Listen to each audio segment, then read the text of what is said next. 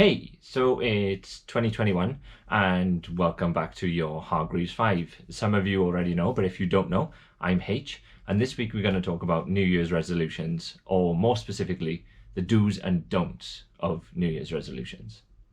Let's go!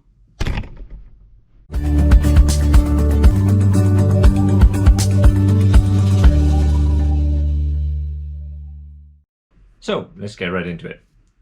Do set achievable goals. Don't choose too many big goals.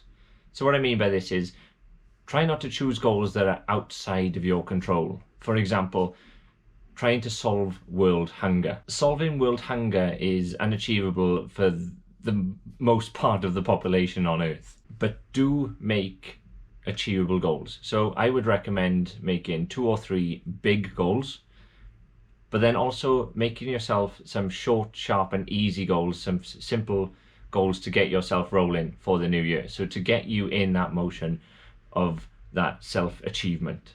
And as you're ticking off your New Year's resolution goals, you can add more as you're going throughout the year as well to make sure that you are keeping on growing and keep on achieving those goals. So that's number 1 sorted. So we go on to the next one, which is don't make your resolutions too vague, but do put time scales on them.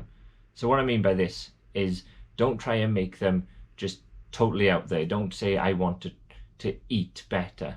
Make them more specific and time frame in terms of like, how do you want to eat better? Do you want to cook more home foods? Do you want to eat 5 fruit and veg a day? Do you want to try and stick to that? Do you want to exercise more? But like, I want to be fitter, healthier is too vague. Like, I want to run 5k a week is more specific and in a better time frame for yourself.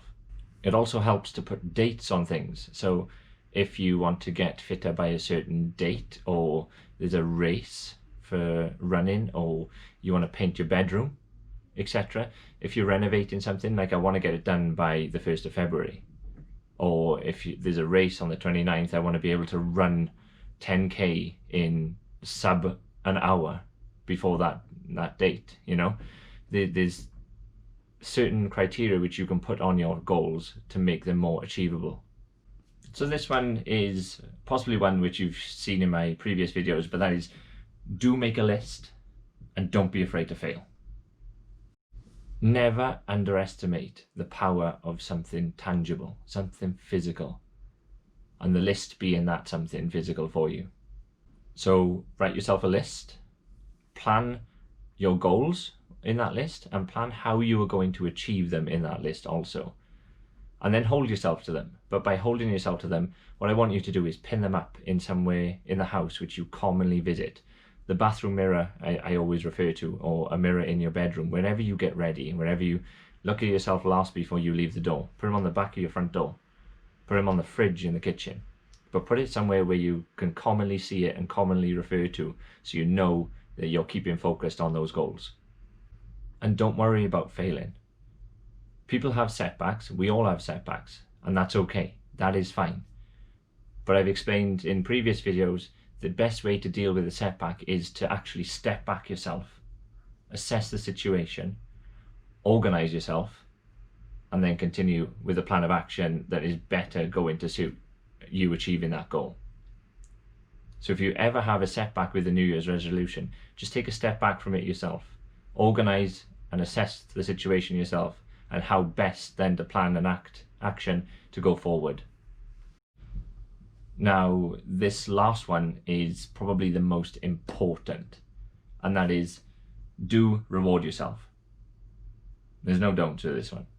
So do reward yourself. If you're achieving goals, if you're achieving the small goals, if you're achieving the big goals, whatever New Year's resolution, whatever goal in general which you are targeting and achieving, and once you've achieved it, reward yourself. Go for coffee with a friend. Go and tell them about it. Go and tell them how proud you are that you've achieved the goal.